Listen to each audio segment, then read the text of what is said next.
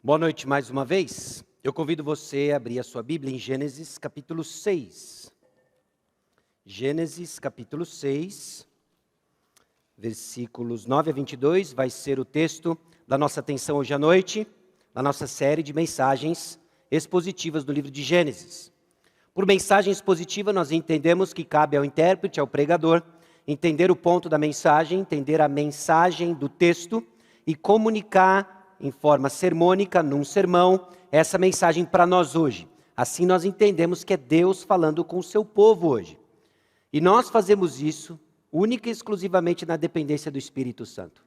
Nenhum trabalho por trás dos pastores tem algum sentido, nenhum trabalho por parte nosso para entender o texto bíblico faz sentido se não for pela atuação do Espírito Santo. É assim que ele age, através da sua palavra. Convicto disso, então, eu convido você a baixar sua cabeça, nós vamos orar e pedindo direção para aquilo que nós vamos tratar hoje à noite. Senhor, aqui estamos diante do Senhor mais uma vez e diante da Tua palavra, debaixo da qual, ó Deus, nada se esconde, não temos para onde correr, mas convictos, ó Deus, de que ela nos informa do meio de salvação, do caminho de salvação, e não é algo, mas alguém, Jesus Cristo. Eu peço a Deus que o Senhor nos visite com clareza. Apesar do pregador, apesar das dificuldades humanas em sermos claros, em comunicarmos de forma efetiva, mas eu peço que o Senhor haja de tal forma que fique evidente o Senhor no nosso meio, agindo em Tua palavra. Assim, o Senhor recebe a glória e nós Te louvamos por isso. No nome de Jesus que nós oramos. Amém. Irmãos, nós temos um grande desafio pela frente nessa série de Gênesis. Além de ter uma porção de curiosidades no livro, um livro conhecido, familiarizado pelos irmãos, nós queremos sim ouvir o que o Senhor tem para nos dizer hoje, nesse contexto Vale do Paraíba, ano 2021. E eu quero começar a mensagem de hoje abrindo e explicando algo que não ficou claro na mensagem do domingo passado. No domingo passado eu apresentei para os irmãos esse slide aqui. Se você está em casa, você está vendo aí, você está lendo, que é dos filhos dos homens, e 3 opções para essa interpretação, à luz de Gênesis capítulo 6. Eram os setitas, anjos caídos, e uma dinastia de tiranos. Se você está com a Bíblia aberta em Gênesis capítulo 6, versículo 2, você já percebe aí o que foi um erro que causou confusão e não trouxe clareza para os irmãos. Em Gênesis capítulo 6, versículo 2, diz assim: vendo os filhos de Deus, que as filhas dos homens eram formosas. Meus irmãos, no slide está filhos dos homens, mas é filhos de Deus. Então não é à toa que isso gera confusão, ao você olhar para a sua Bíblia, está escrito filho de Deus, olhar para o slide do pastor, está escrito filhos dos homens, e às vezes o pastor fala filhos dos homens, às vezes ele fala filho de Deus, e você olha e fala assim, misericórdia, Senhor amado, de quem que ele está falando agora? Isso trouxe uma confusão numa passagem que por si só já é difícil de entender, que é Gênesis capítulo 6. Então o que está aí em Gênesis 6, daqui é 2, né? Filhos dos homens não é filhos dos homens, é filhos de Deus, ok? Então deixa eu abrir já fazendo uma breve recapitulação das opções que existem por trás do entendimento de quem são esses filhos de Deus. Meus irmãos, essa não é uma passagem fácil. Ao terminar, talvez você fique um pouco confuso, coce a cabeça, comece a se questionar se um dia você vai compreender alguma coisa da Bíblia. Calma, muita calma nessa hora, tá bom? Estudar a Bíblia vai requerer de nós esforço, vai requerer de nós paciência. Por vezes parece que nós entendemos uma parte aqui, depois de um tempo nós entendemos outra parte aqui, depois de um outro tempo nós entendemos a ponte que liga essas duas partes, e assim nós vamos conhecendo mais e mais do Senhor. É assim que Deus cria em nós, inclusive, músculos de discernimento espiritual. E quando eu falo nós, eu não estou aqui falando de uma forma polida em primeira pessoa do plural, estou me incluindo nisso. De que por vezes também os pastores são chamados a pregar passagens que com o tempo eles aprendem diferente, eles crescem com tudo isso. E meus irmãos, domingo passado eu saí daqui falando, Senhor, se Deus tocou no coração de alguém, foi muita da tua misericórdia mesmo. Sempre é assim, mas tem dia que fica mais claro ainda. E essa passagem traz dificuldades. Então vamos lá, quem são esses filhos de Deus? Deixa eu lembrar para você que cada uma dessas opções, elas ao longo da história foram validadas por grupos de pessoas que estudavam seriamente a Bíblia. Quando eu digo validadas, elas foram abraçadas. Homens que estudaram a Bíblia ao longo de muito tempo, ao longo da história da humanidade, entenderam a possibilidade desses filhos de Deus serem, por exemplo, os descendentes de Sete, os setitas. Existe uma série de argumentos a favor dessa opção. Não é à toa que muitos abraçam isso, homens que estudam a Bíblia, olham para os filhos de Deus em Gênesis capítulo 6, versículo 2 e concluem, são os descendentes de Sete. Por que eles concluem isso? Porque o capítulo 5 fala dos descendentes de Sete. O capítulo 5 fala dos descendentes de Sete e no decorrer natural da passagem faz sentido esses filhos de Deus serem os descendentes de Sete. Porque fica óbvio que esses filhos de Deus fizeram algo que eles não deveriam fazer ao tomarem para si esposas das filhas dos homens, que seriam então as descendentes de Caim. Duas linhagens se misturando. E isso não é bom.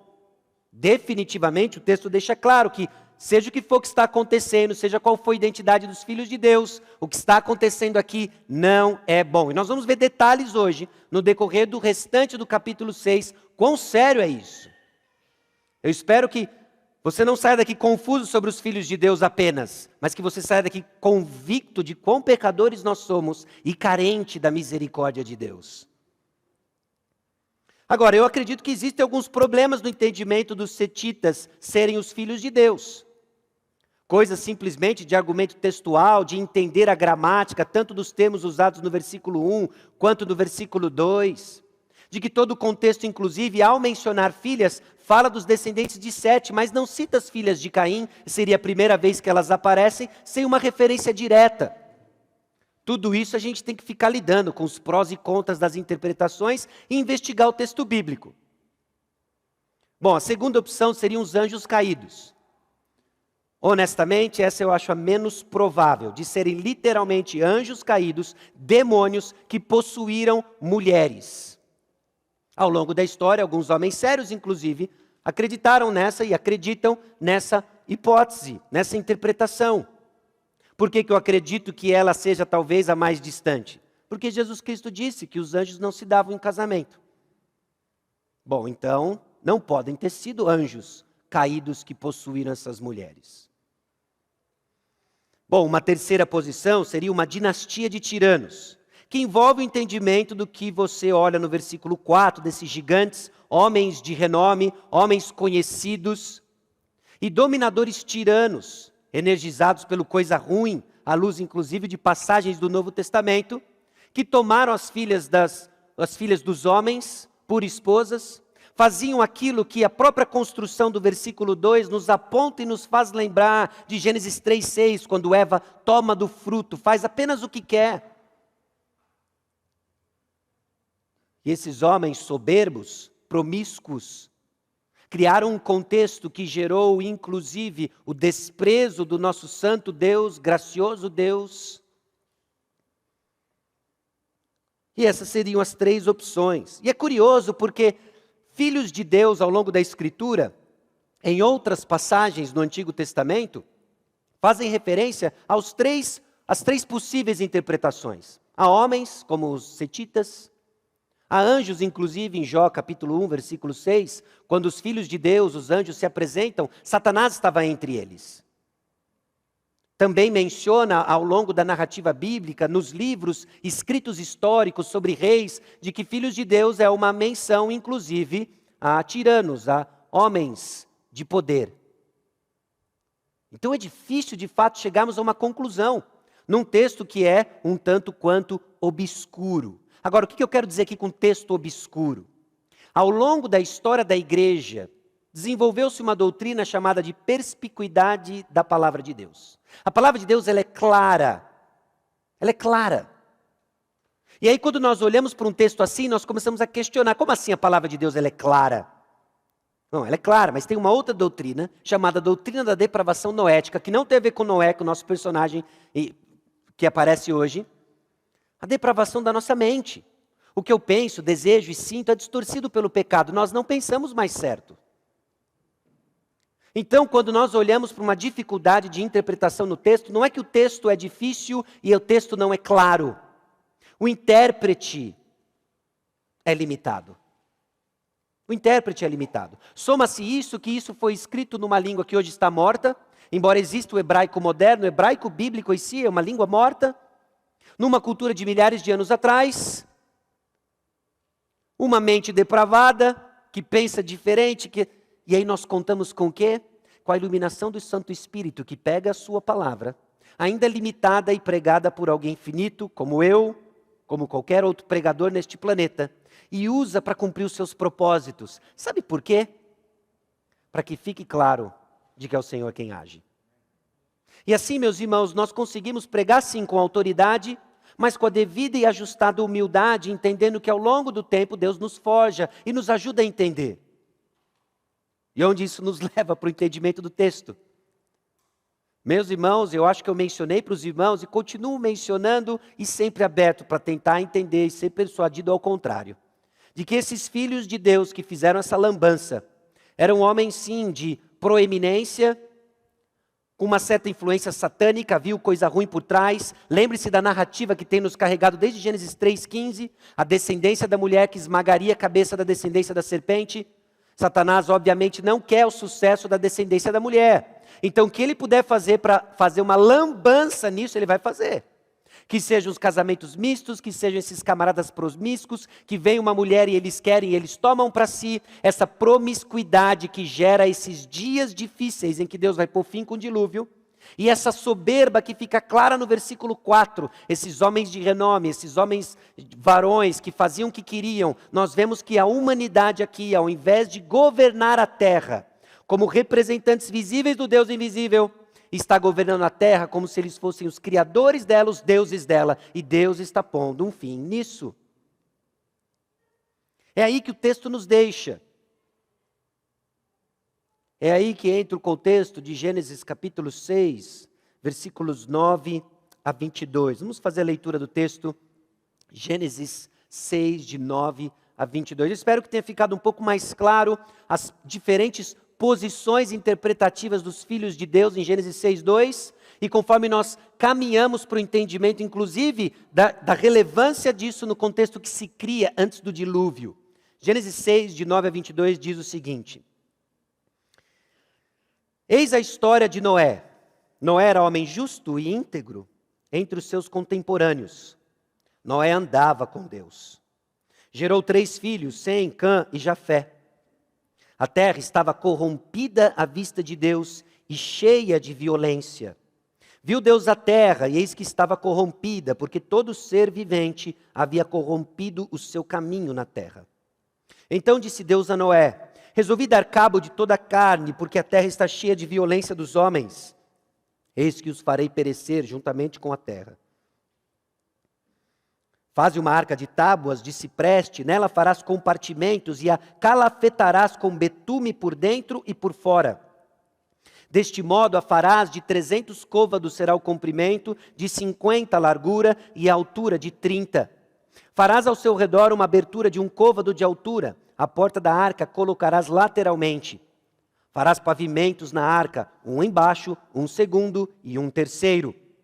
Porque estou para derramar águas em dilúvios sobre a terra, para consumir toda a carne em que há fôlego de vida debaixo dos céus. Tudo o que há na terra perecerá. Contigo, porém, estabelecerei a minha aliança. Entrarás na arca, tu e teus filhos e tua mulher e as mulheres de teus filhos.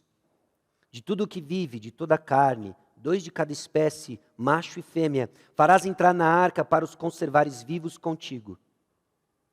Das aves segundo as suas espécies, do gado segundo as suas espécies, de todo o réptil da terra segundo as suas espécies, 2 de cada espécie virão a ti, para os conservares em vida. Leva contigo de tudo que se come, ajunta-o contigo, ser-te-á para alimento a ti e a eles. Assim fez Noé, consoante a tudo o que Deus lhe ordenara. Irmãos, Gênesis capítulo 6 faz parte importante da narrativa da origem de todas as coisas. Inclusive, o Novo Testamento assim reconhece a importância do evento dilúvio.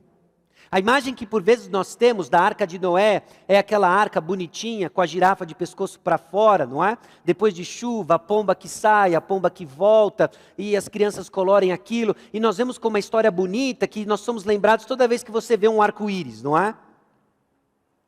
Mas eu espero que após essa série, examinarmos alguns detalhes do texto, você mantenha a visão, sim, é uma história real, é um evento histórico, mas um evento de salvação em meio ao juízo. Em meio ao juízo. Paradigmático, se torna um padrão ao qual muitas coisas se desenvolvem ao longo da Escritura, e que Deus está nos treinando a pensar o que hoje nós desfrutamos em Cristo. Aquilo que a arca apontava, nós hoje desfrutamos por completo em Cristo Jesus. A destruição experimentada no dilúvio prefigurava uma destruição ainda por vir. Não mais por água, mas por fogo. E o que eu quero dizer com isso é que o Novo Testamento nos chama a olharmos para o evento da arca e entendermos realidades espirituais prefiguradas no que acontece ali, com Noé, a arca e o dilúvio. 1 Pedro capítulo 3, versículo 20, na segunda parte do versículo 20 diz: quando a longanimidade de Deus aguardava nos dias de Noé, enquanto se preparava a arca, na qual poucos, a saber, 8 pessoas foram salvos através da água, a qual, figurando o batismo, agora também vos salva, não sendo a remoção da imundícia da carne, mas a indagação de uma boa consciência para com Deus, por meio da ressurreição de Jesus Cristo. Como? O Novo Testamento nos aponta de que a realidade histórica dos eventos ao redor do dilúvio prefigurava uma realidade espiritual que hoje nós desfrutamos em Cristo Jesus. Se você tem a Bíblia de estudo do John MacArthur, na página 1735, você vai encontrar a seguinte nota de rodapé: estar na arca e, portanto, ser salvo do juízo de Deus contra o mundo, prefigura estar em Cristo e, portanto, ser salvo da condenação eterna. Os eventos que ali acontecem pregam para nós o Evangelho, prega para nós e aponta para nós o que hoje eu e você desfrutamos em Cristo Jesus. E a realidade, meus irmãos, de sermos livres da condenação eterna. Por que isso é importante? Porque eu e você perdemos muitas vezes o senso de urgência por trás da mensagem do Evangelho e perdemos de ficar maravilhados com tão grande salvação porque esquecemos do juízo que Deus nos livrou. E a história de Noé, a arca de Noé, o dilúvio, nos lembra do terrível juízo que está sobre aqueles que não se arrependeram dos seus pecados e não colocaram a fé em Jesus Cristo. O texto traz então algumas realidades espirituais. Realidades espirituais que você já é familiarizado. E que cada uma delas contribui para a construção do que são os pilares do Evangelho. E é assim que nós vamos olhar para o texto de hoje, examinando seus pontos teológicos fundamentais, e que colocam para nós o fundamento de aquilo que virá em Cristo Jesus, que já veio onde nós estamos e que ainda aguardamos na concretização da nossa salvação. Meus irmãos, Deus é justo, santo e gracioso. O texto de hoje traz algumas perguntas que para muitos revelam uma visão distorcida de quem Deus é. Como assim Deus salvou só 8 pessoas? Que tipo de Deus é esse? Ele é o Deus justo, santo e gracioso. Esses 3 atributos de Deus saltam no texto de Gênesis 6, 9 a 22. E para entender por que apenas 8 entraram na arca, nós precisamos reconhecer também que o homem ele é pecador e digno de condenação. Ele é digno de condenação. A realidade da arca é aquilo que nós vimos inclusive em 1 Pedro capítulo 3, versículos 20 e 21, aponta que Jesus Cristo é o único caminho da salvação. Não há outro nome, não há outro caminho, somente Cristo Jesus. Não havia arca B, não havia arca genérica, não havia nova cepa da arca, que seja, não havia. Havia apenas uma arca, e ela apontava para apenas um Salvador, e o nome dele é Jesus Cristo. E vemos a realidade espiritual de arrependimento e fé presente no texto e nos ajudando e nos treinando a pensar o Evangelho do Senhor Jesus Cristo. Meus irmãos, sempre foi por causa da graça, com fé nos meios providos pelo Senhor, por iniciativa do Senhor, que Ele salvou o seu povo. Sempre foi assim, continua sendo assim, e hoje a diferença é que nós temos mais informações. Não melhores em termos de quantidade, mas mais informações em termos de quantidade. O nome dele é Jesus Cristo.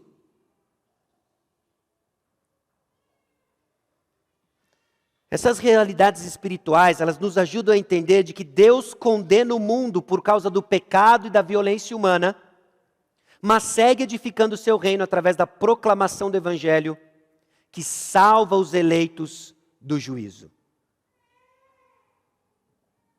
É isso que nós vemos na narrativa atrás de Gênesis 6, de 9 a 22. E no capítulo 6, versículos 9 a 13, nós vemos o contraste entre o caráter de Noé versus essa geração perversa. E a partir do versículo 14, nós vemos o Senhor descrevendo com detalhes a construção da arca. Noé faz uma arca, um navio. É bem possível que Noé nunca tinha ido num cruzeiro ou nunca tinha tido a experiência de navegar e agora ele tem que construir algo que ele não sabia o que era, nem para o que era. Deus vai dar detalhes depois das instruções, mas Noé está recebendo tudo isso. Meus irmãos, semana passada nós vimos que Deus ele é consistente com o seu caráter em trazer juízo sobre a humanidade e fiel com suas promessas para preservar os seus filhos. Essa verdade, ela continua ecoando no texto de Gênesis 6, 9 a 22. Deus, ele é consistente com o seu caráter. Porque ele vai trazer juízo? Porque Deus, ele é justo, porque Deus, ele é santo.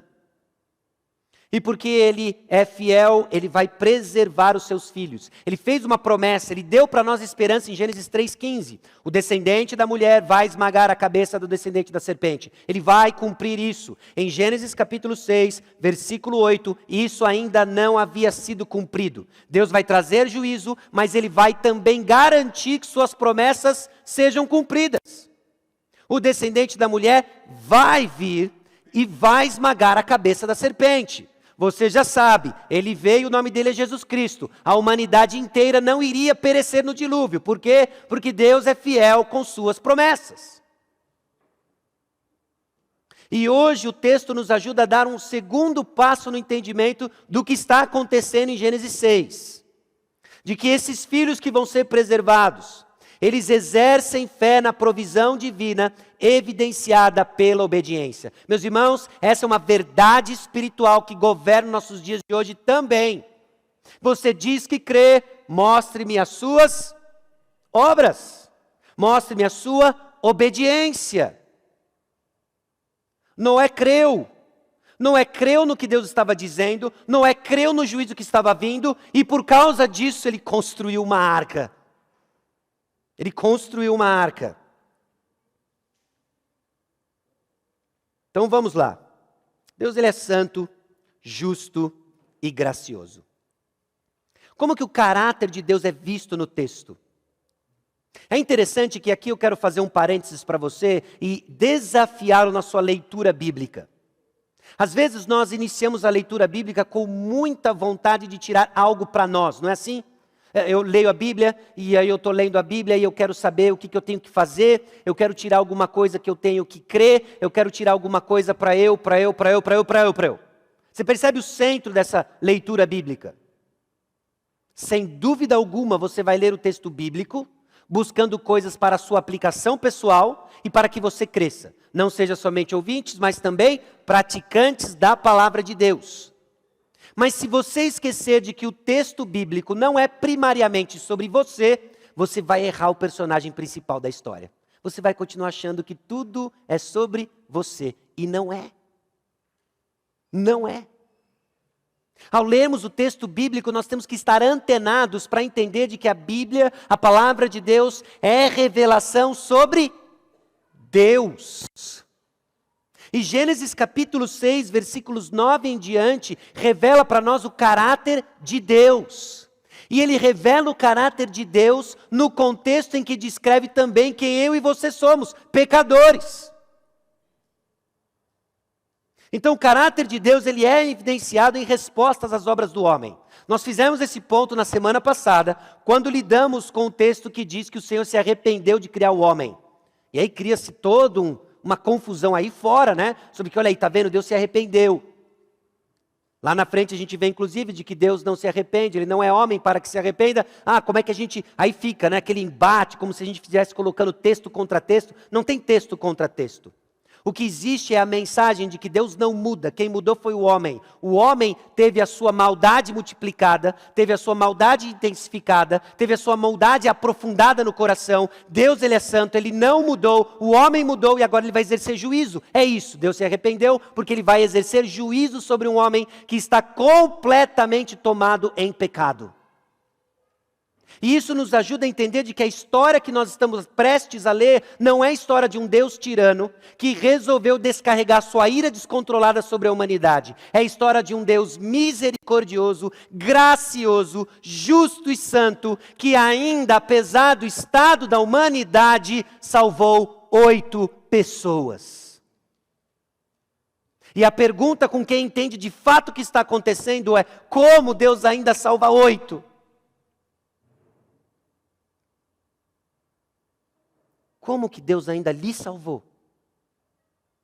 Se não porque Ele é cheio de misericórdia.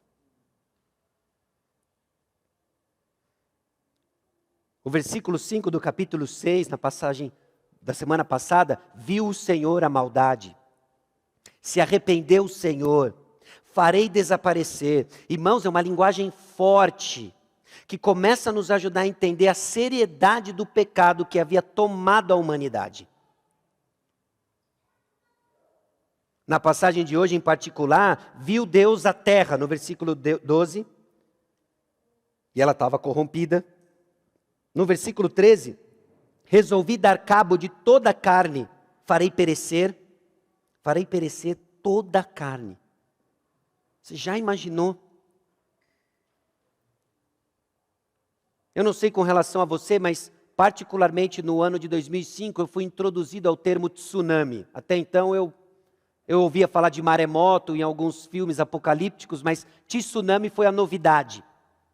Que foi aquele grande tsunami que levou a vida de quase 300 mil pessoas na Ásia. E as imagens que passavam, obviamente, já calibradas para que fossem comunicadas na mídia em geral, eram assustadoras, a devastação. E eu fico imaginando o que seria dar cabo de toda a carne, exceto 8. E exceto um conjunto que cabia num barco, num transatlântico de animais. Mas aqui, ali, no versículo 18, nós vemos que contigo, porém, estabelecerei a minha aliança. Nós vemos a santidade de Deus que examina todo o feito do homem. Ele viu a maldade na terra. Nós vemos a justiça de Deus porque Ele resolveu dar cabo de toda a carne. E nós vemos a graça de Deus porque Ele olha para Noé. Ele atribui graça a Noé. E Ele diz: eu vou fazer com você uma aliança. Nesse contexto, Deus ainda faz uma aliança. Porque Ele vai cumprir as suas promessas. E qual a dificuldade que nós temos nisso tudo, meus irmãos? A dificuldade humana em entender o que Deus está fazendo e avaliar corretamente o caráter divino está ligada a uma percepção distorcida e incompleta do caráter de Deus.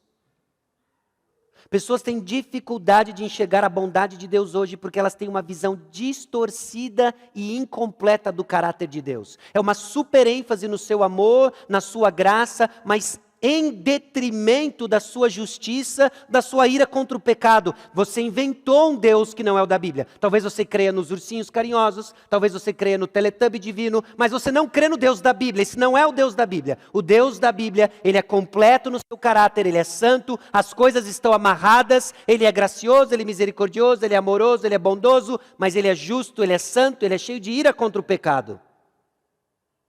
E muitas vezes nós temos dificuldades de enxergar a justiça de Deus, sua sabedoria, de confiarmos na sua soberania, porque a nossa visão de Deus ainda é incompleta e distorcida, somado a uma percepção que nós temos de nós mesmos, que também é distorcida e inflada, de que eu não sou tão ruim assim.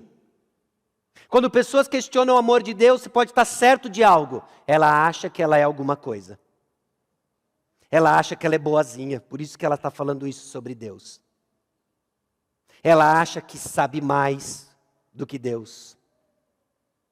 E talvez ela nem esteja articulando frases soberbas e arrogantes assim, mas por trás uma percepção bem equivocada, incompleta de quem Deus é, distorcida e inflada de quem ela é. E aí vem a história do dilúvio e nos coloca no nosso lugar. E aí vem a história da humanidade e as sucessivas falhas da descendência da mulher em trazer aquele que reverteria o que o pecado distorceu. Até que Deus, mais uma vez, toma iniciativa, cria a provisão e ele entra em cena de uma forma surpreendente. Que anjos rompem louvor, que eu e você até hoje temos dificuldades em entender teologicamente, como assim Deus se fez carne, aceitamos pela fé, dependemos disso, obviamente, ele se sacrifica em nosso lugar, aí você percebe que Deus faz tudo, ele tem a ideia, ele executa o plano, ele nos atrai, ele nos salva, ele nos justifica, santifica, nos glorifica. Deus é o personagem central da história, e eu e você, pecadores miseráveis, alcançados pela graça de Deus, que agora temos uma missão, viver para a glória dele, é isso. É isso. Deus, ele é santo e ele não pode tolerar o pecado em todos e tudo. A santidade de Deus grita no texto quando ele vê essa maldade que se multiplica, se intensifica, se aprofunda, e ele diz, basta. Deus é santo. Ele não é como eu e você. Nós vimos, inclusive, em Gênesis capítulo 3, de que em decorrência da entrada no pecado da história da humanidade, o homem e a mulher não podiam mais estar diante da presença de Deus, e por misericórdia Deus os expulsa do jardim e põe querubins na porta, lembra? Sabe por quê? Porque Deus é santo. E isso é misericórdia, porque se você entrar aqui desse jeito, você morre. Você morre.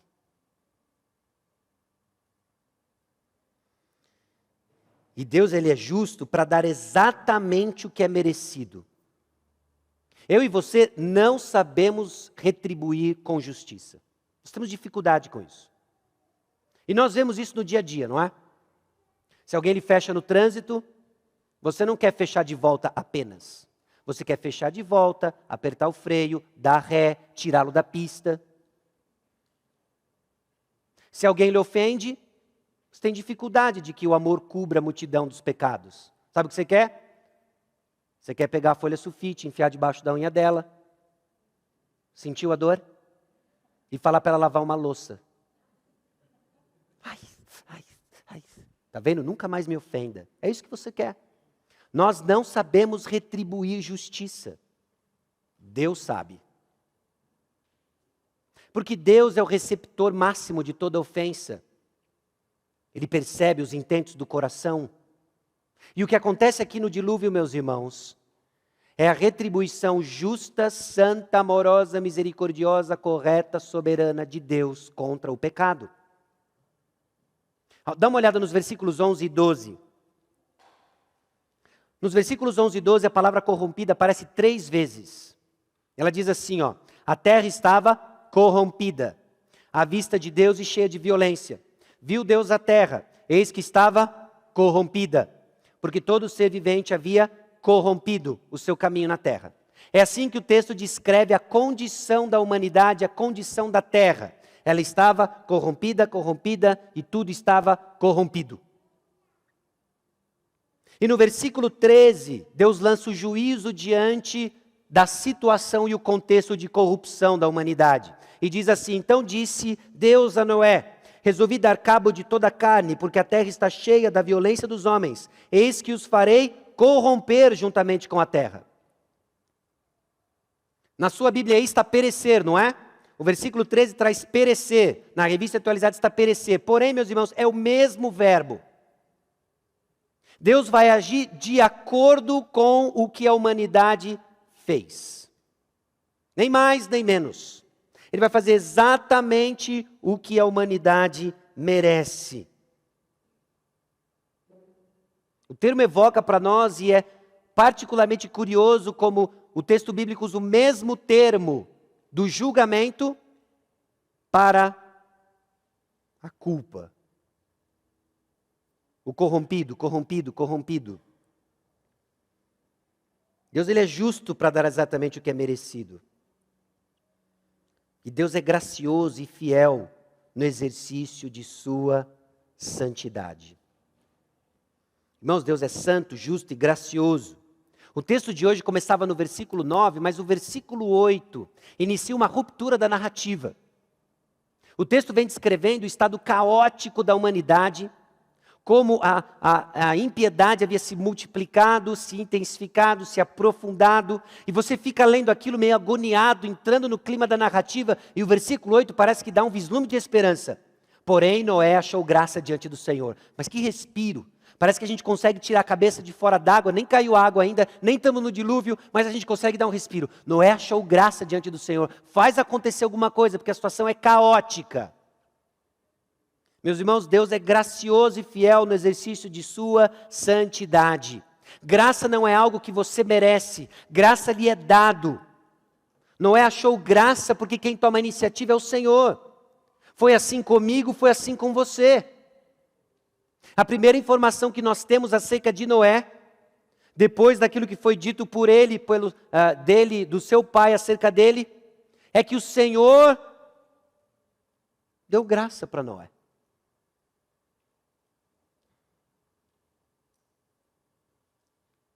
Todo ser vivente havia corrompido. Todo. E qual é a diferença de Noé? Ele achou graça diante do Senhor. Você se acha merecedor de estar aqui? Obrigado, Senhor, porque eu não sou como esses do mundo que se perdem, devassos, polarizados, confusos. Obrigado porque nós somos crentes.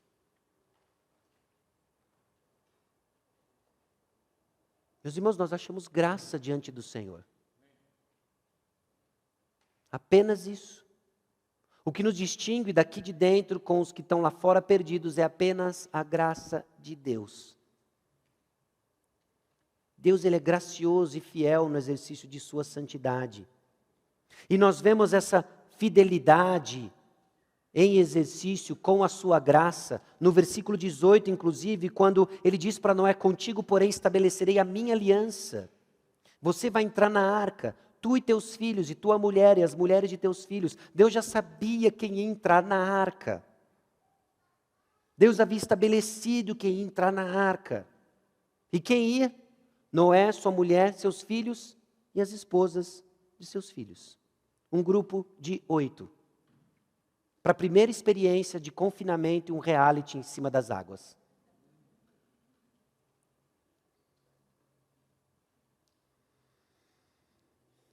Deus ele é santo, justo e gracioso, e o homem ele é pecador e digno de condenação. Meus irmãos, é fato que eu e você frequentemente subestimamos nosso pecado.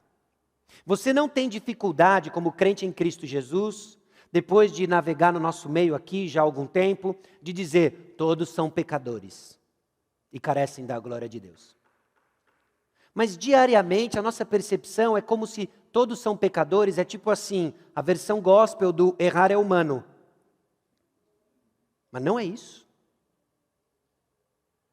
E Gênesis capítulo 6, versículos 9 a 22 nos ajuda a entender de que não se trata de errar é humano. A nossa condição de pecado é desesperadamente terrível. E nós perdemos a noção disso.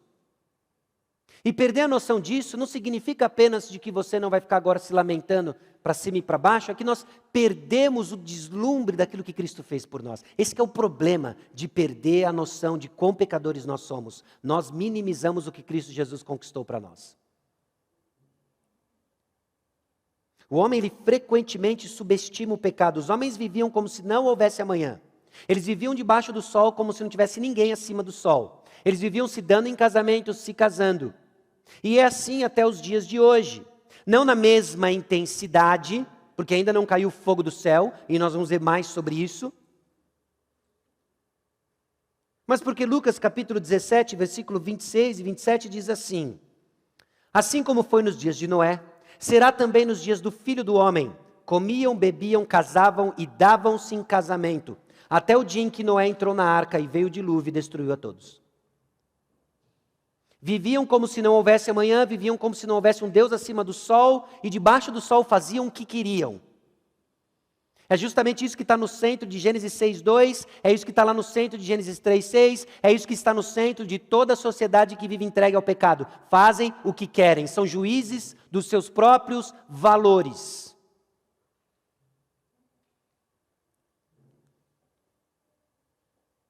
E a resposta divina, então, indica a seriedade do pecado humano. Nós não vamos ter uma percepção da seriedade do pecado, porque sequer o texto descreve o que eles faziam. Nós temos aqui em Gênesis 6:2, de que eles tomaram para si mulheres, as que todas mais lhe agradaram. Aí você fica, que mal que tem? Quando eu casei, eu também olhei a mais gatinha do grupo de jovens e casei. Nem por isso choveu a mais naquele ano. Que mal que tem? Ou você olha o versículo 4, havia naquele tempo gigantes, homens que possuíram as filhas dos homens, os quais deram filhos, eles foram valentes. Ué, qual o problema? Macho raiz. Você não vai entender a seriedade do pecado descrevendo apenas os versículos 2 e 4, você tem que prestar atenção na reação divina. E isso é suficiente para entendermos a seriedade do pecado. Então deixa eu fazer uma pergunta para você. A conclusão divina diante do que se passa, tanto no versículo 2 quanto no versículo 4, e aquilo que Deus atesta nos versículos 5, 6 e 13, eu vou acabar com a vida sobre a terra. Quem está falando isso não é você e eu num momento de frustração com os nossos filhos. É o Deus soberano, santo, amoroso, bondoso, longânimo. Ele está dizendo, chega.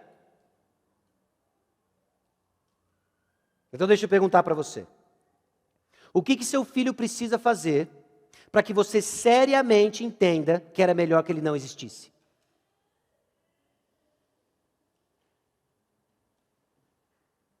Eu não estou falando daquelas pequenas frustrações, quando, por causa da realidade do pecado, nós simplesmente, olha, que coisa, feliz eu era há 15 anos atrás, e 5 minutos depois se passa. Pare e considere isso. Qual a quantidade, intensidade e profundidade de seus delitos e pecados que ele precisa cometer para que você chegue à conclusão que fosse melhor que ele morra? Forte isso, porque ainda nós que somos pecadores e confusos em nossos amores, olhamos sim às vezes para o pecado dos nossos filhos com misericórdia. Agora Deus chega à seguinte conclusão, é melhor que a humanidade pereça. O que está acontecendo aqui não é trivial, e nós subestimamos o pecado. Nós somos capazes até de acobertar o pecado. Mas Deus é santo, lembra? Deus é justo. O que está acontecendo aqui é muito sério. Deus chegou à conclusão de que era melhor que todos morressem.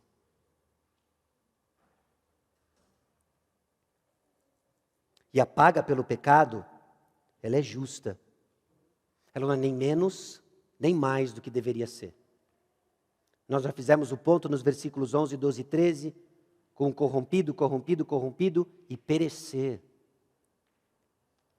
Deus vai dar a paga que é justa pelo pecado. Agora isso nos aponta para uma outra realidade sobre o justo juízo de Deus.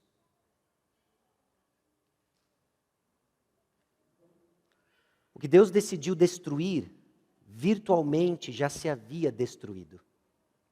Não foi nem um dia mais, nem um dia menos. Deus conhece o ponto que não há mais retorno. Eu e você desconhecemos. Não só Ele decidiu destruir tudo, mas Ele cria todo o provisionamento para que ficasse clara a sua graça, bondade e longanimidade. Noé, você vai construir uma arca. Noé vai demorar 120 anos. Noé vai ser um pregador de justiça na sua época. Ainda diante de toda a impiedade e corrupção que havia, Deus ainda se demora 120 anos. Não se trata de uma ira descontrolada, meus irmãos. Isso é ira santa e justa em exercício. E Deus mostrando a sua misericórdia. Está aqui. Eis o meio de salvação. Você percebe quão injusto é o questionamento sobre a bondade de Deus diante da pecaminosidade da humanidade? Olha, Deus não é bom. O Deus que você acredita não é bom, porque Ele mata pessoas. Você não está entendendo quem Deus é, nem quem você é. O dia que você entender a realidade de pecado e ser completamente despido diante de quem Deus é e enxergar quem você é, a única coisa que lhe resta é clamar misericórdia e se abraçar na graça e bondade dEle e na provisão que Ele tem para nós em Cristo Jesus. Não há outro meio. Percebe como nossa percepção ela é inflada sobre quem nós somos e completamente distorcida sobre quem Deus é. Aqui num parênteses, um teólogo fez uma reflexão sobre o que está acontecendo com essa sociedade antes do dilúvio e note a semelhança para onde nós estamos caminhando, para onde a história da humanidade está caminhando. A humanidade não pode solapar o fundamento moral da sociedade sem pôr em perigo a própria existência de sua civilização. Na verdade, por meio de sua corrupção, a sociedade põe em movimento o processo inevitável de autodestruição. Olha como o juízo divino recai sobre nós. A sociedade insiste em solapar todo e qualquer fundamento moral. Não existe civilização sem os fundamentos morais. Essa soberba que cresce no nosso contexto, essa distorção, essa imoralidade no contexto sexual que acontece no nosso meio, é solapar os pilares de qualquer civilização. Meus irmãos, isso não tem nada a ver com a sua ideologia política, isso não tem absolutamente nada a ver com a sua compreensão filosófica, isso tem única e exclusivamente a ver com a forma como Deus criou o mundo, os seus relacionamentos de causa e efeito, como eu e você operamos, e uma sociedade que opera num nível sustentável. Para onde nós estamos caminhando para a humanidade? Não é mais para chuva que não para mais, mas fogo que não para de cair. É para onde nós estamos caminhando. E ao longo da história isso já foi provado em localizações esporádicas em que civilizações caíram justamente porque solaparam sua moralidade. Isso também não significa que nós vamos pregar simplesmente uma moral externa, como fariseus evangélicos. Não, isso indica que o caráter de Deus é o nosso padrão de normalidade. E ele só é alcançado em Cristo Jesus. E até os ímpios são abençoados quando nós operamos dentro desse mundo que Deus criou com relacionamentos de causa e efeito. Porque o salário do pecado, meus irmãos, é a morte. O salário do pecado é a morte. O que acontece aqui no dilúvio é uma demonstração gráfica, tangível, histórica, real, de uma realidade espiritual. Aqueles que estão em seus pecados só têm uma paga: morte, separação eterna. Mas Jesus Cristo é o único caminho de salvação. Mais uma vez, 1 Pedro capítulo 3, versículo 20, quando a longanimidade de Deus aguardava nos dias de Noé, enquanto se preparava a arca, na qual poucos, a saber, 8 pessoas foram salvos através da água, a qual, figurando o batismo, agora também vos salva, não sendo a remoção da imundícia da carne, mas a indagação de uma boa consciência para com Deus, por meio da ressurreição de Jesus. Ressurreição de Jesus Cristo. Meus irmãos, a salvação é resultado da iniciativa divina. A iniciativa é toda de Deus na história de Noé. O versículo 8 diz: porém, Noé achou graça diante do Senhor. Versículo 18: eu vou fazer com você uma aliança. Você vai entrar na arca e eu vou salvar você. A iniciativa é divina. O Salmo capítulo 29, versículo 10 diz o seguinte, eu vou ler para você na NVI. O Senhor assentou-se soberano sobre o dilúvio. O Senhor reina soberano para sempre. O dilúvio não foi um evento onde Deus perdeu o controle das comportas ou do volume de chuva. Deus reinou soberano do início ao fim da nossa história e da história do universo, inclusive no dilúvio. É a iniciativa de Deus, o juízo é a iniciativa de Deus, a salvação dos 8. É a iniciativa de Deus, o juízo que aguarda a humanidade, é a iniciativa de Deus, a sua salvação, que entrou na arca.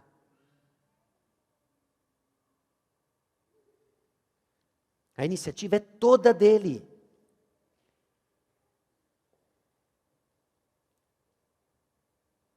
A salvação ela é baseada na provisão divina. Olha o versículo 14.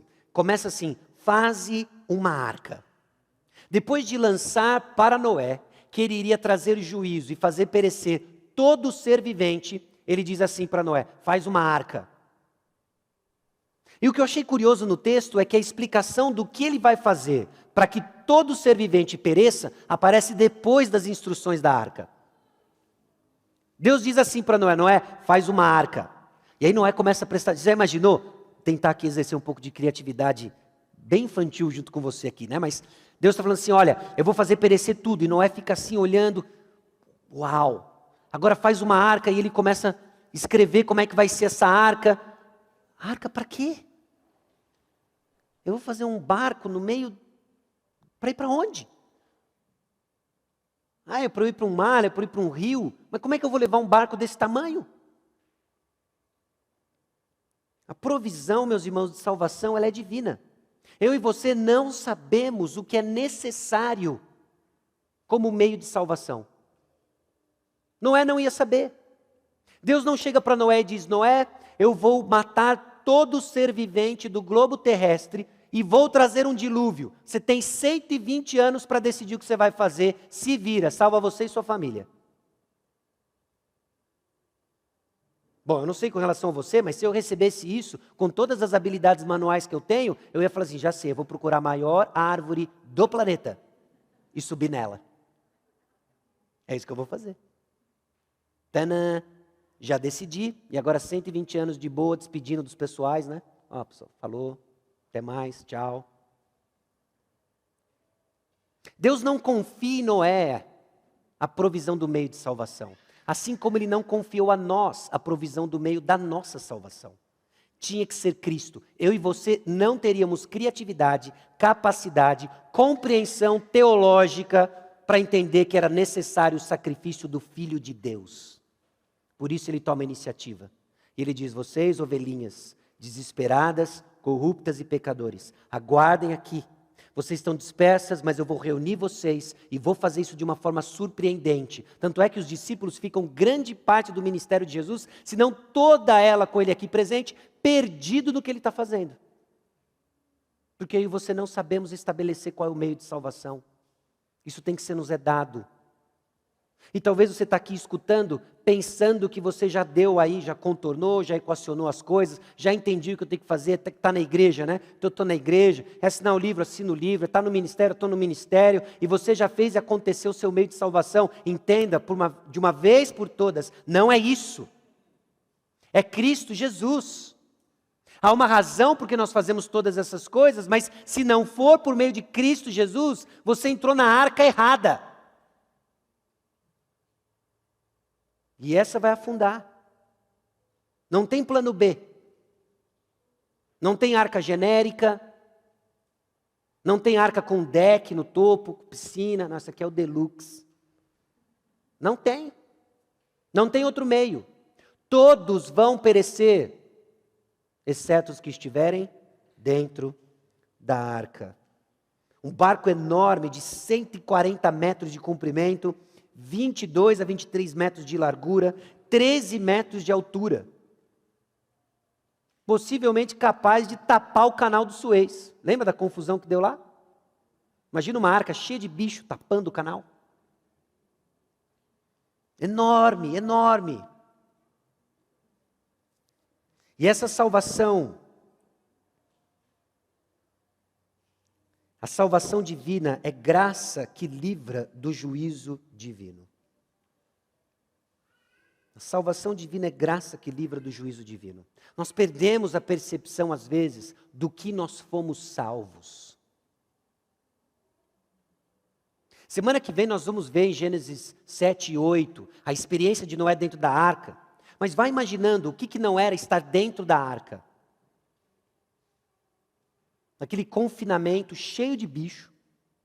Quando começaram as primeiras chuvas, né? O primeiro barulho da água, romperam-se o solo cheio de água, caiu água do céu. Foi uma doideira aquilo. As pessoas gritando lá fora. Gente conhecida gritando lá fora. Eu acho que não foi toda a família de Noé que entrou dentro da arca. Talvez a imediata. Mas primos, tios. Diante de toda aquela genealogia de tantos filhos que foram gerados. São os amigos de papo. Aqueles que zombaram dele durante o processo de construção de arca. Aqueles que talvez ficaram na dúvida se isso aconteceu ou não. E eles ouvindo aquela gritaria, ouvindo a chuva caindo, o barulho terrível das águas, aquela arca escura, com cheiro característico de animais. Vou poupar você da criatividade nesse item. E aquela agonia lá fora e ao mesmo tempo saber que você está seguro dentro. É isso que descreve a sua experiência de salvação.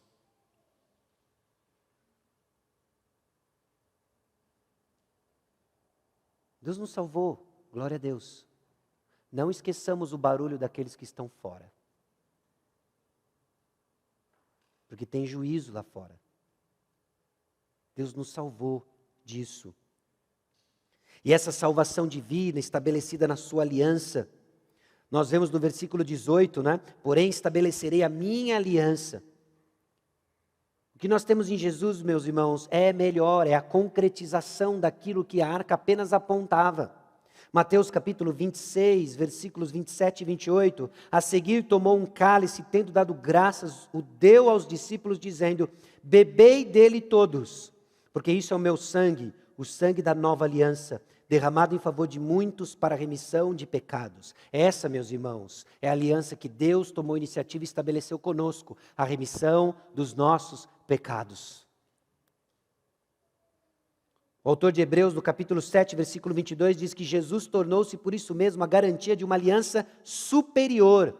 O que eu e você temos em Jesus é que Ele toma a iniciativa, Ele é a provisão necessária em nosso lugar, sacrifício suficiente para a nossa salvação, e Ele salva do juízo eterno. E quem são aqueles que se apropriam disso? Não foram todos, e ainda hoje não são todos. Porque até aqui o que nós temos são elementos do caráter de Deus, da condição de pecado, do meio de salvação. Mas Noé precisou construir a arca. Não foi a sua construção que o salvou, foi Deus quem o salvou, mas a construção da arca evidencia sua fé na provisão de salvação. Arrependimento e fé.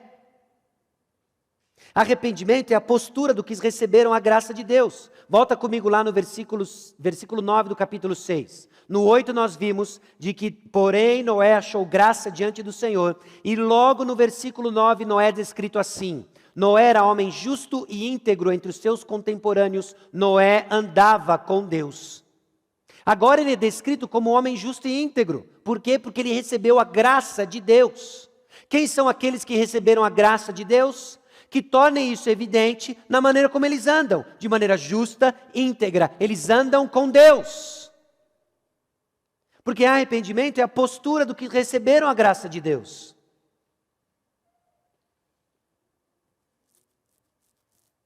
Esse homem justo e íntegro que andava com Deus, aliás, andar com Deus nos faz lembrar Enoque, né? Que andou com Deus e já não mais era, porque Deus o tomou para si.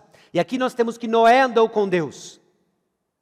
Depois de ser dito de Moisés, possivelmente Abraão, homens que andaram com Deus. E a gente viu que andar com Deus não é simplesmente aquela comunhão abstrata, mística, não é? É simplesmente refletir o caráter de Deus na maneira como eu e você vivemos. De maneira justa diante dos homens e íntegra temor a Deus diante de Deus. Ele andava com Deus. como evidências de arrependimento.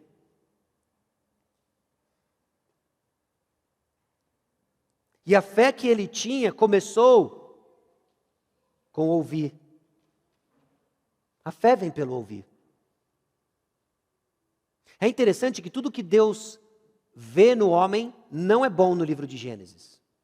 Quando o homem vê algo, também não é bom. Eva viu o fruto e deu ruim.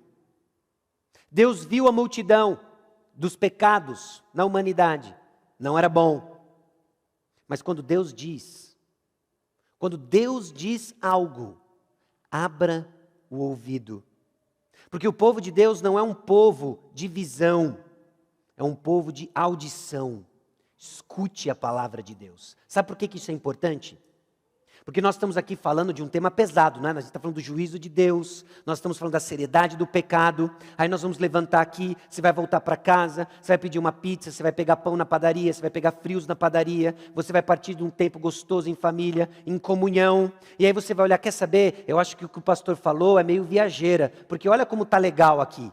Estou até vendo mesmo que os números já diminuíram na pandemia, parece que os números da economia já sinalizam uma retomada, a coisa não está tão ruim assim. Não é o que você vê. Abra os ouvidos e escute a palavra de Deus.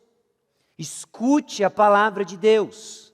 Não era o que Noé via. Quando Deus falou assim, eu vou trazer juízo, talvez ele via sim, todo aquele caos na humanidade, mas ele olhava para o céu, via um dia bonito, ele olhava para a natureza, ele desfrutava ainda do que Deus fez. Talvez a razão porque muita gente não entrou na arca, obviamente, é porque eles apenas viam, não ouviam. Não apenas veja o que está ao seu redor, escute a palavra de Deus.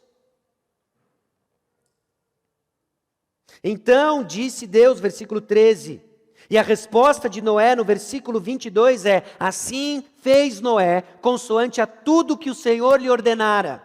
Não de acordo com tudo aquilo que ele tinha visto, mas de acordo com tudo que o Senhor lhe ordenou, ele ouviu, ele escutou, ele creu, ele exerceu. Isso é fé. Fé começa então com ouvir e é exercida em obediência. Olha a observação desse teólogo aqui, ó. A inteira obediência de Noé expressou inteireza de fé. É isso que Hebreus 11:7 acha importante. A obediência completa de Noé mostra sua fé inteira.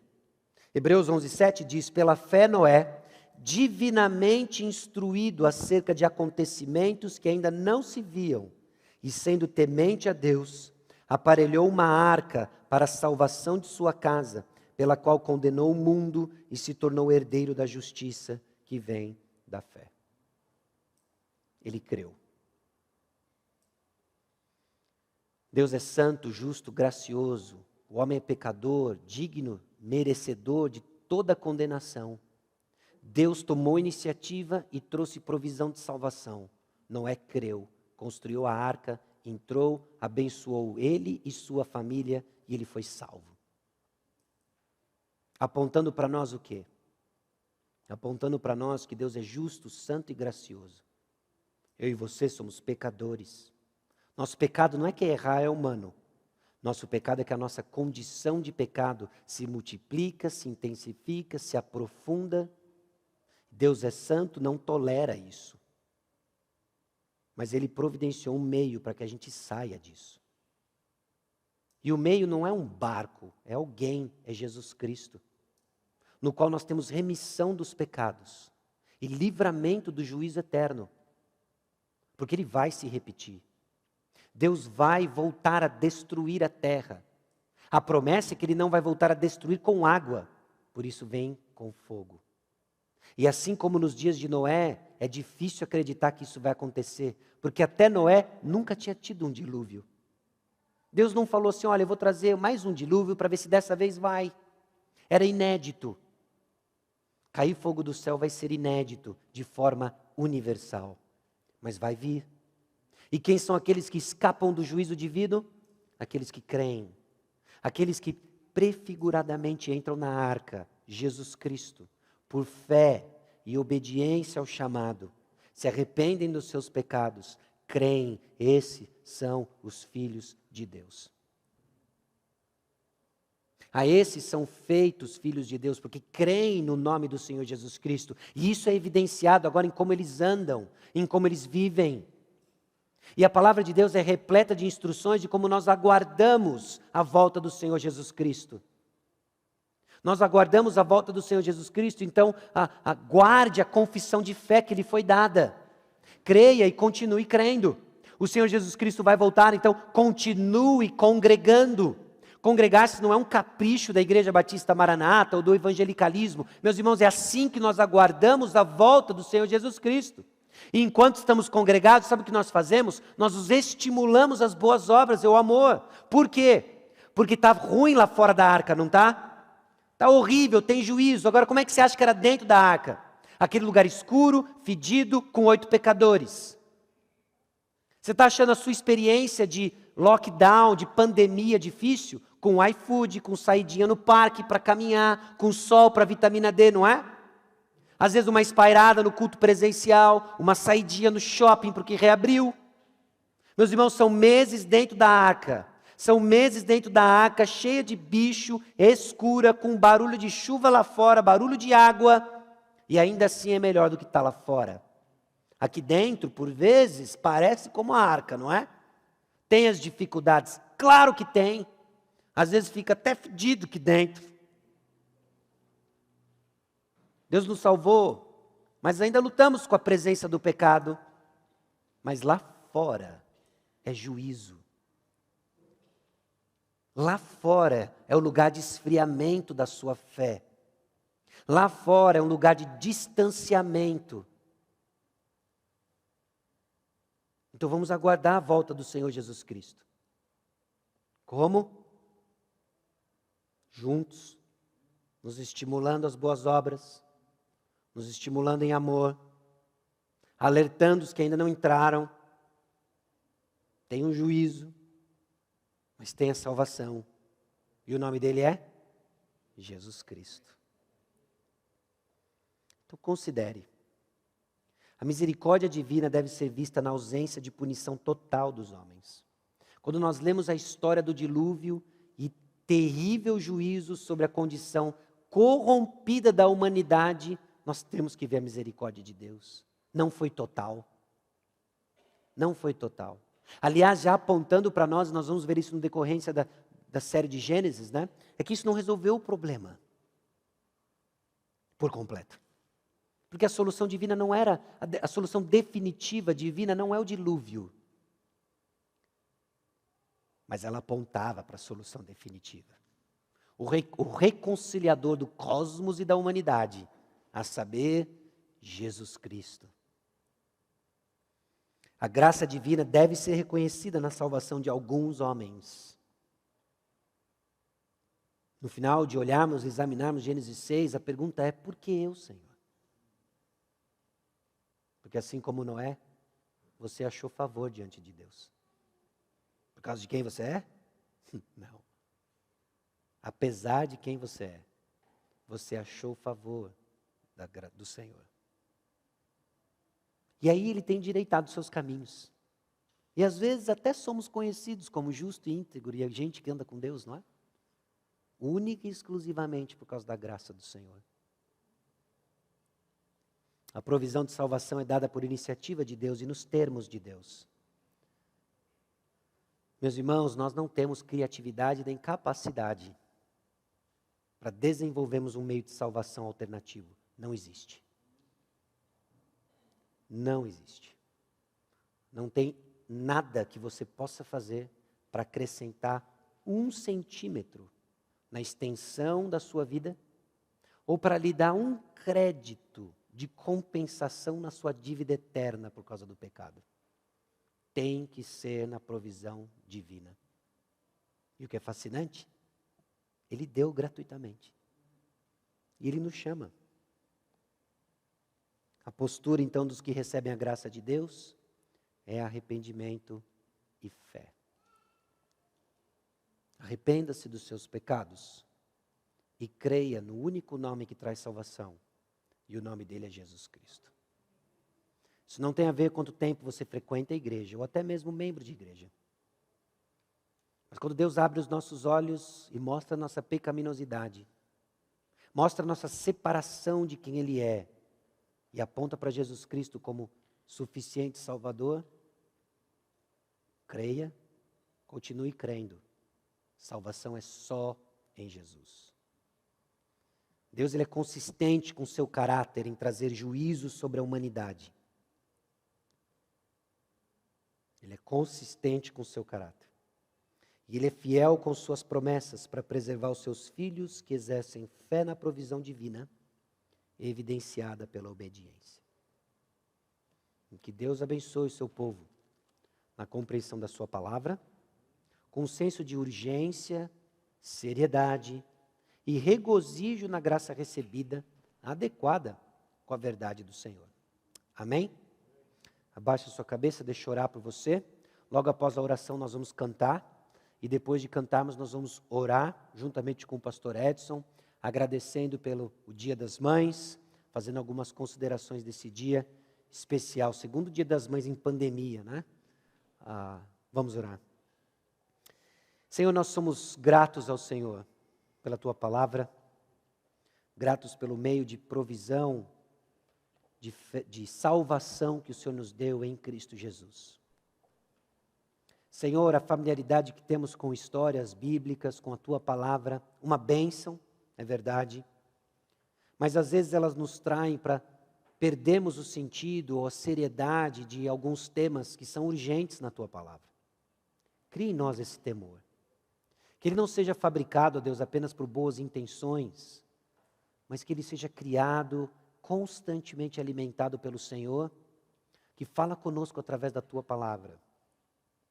Abra os nossos ouvidos para contemplarmos as maravilhas da Tua lei, para andarmos segundo os Teus caminhos, crescermos, ó Deus, no caráter de Cristo, e nós entendemos que essa é a Tua vontade para a nossa vida.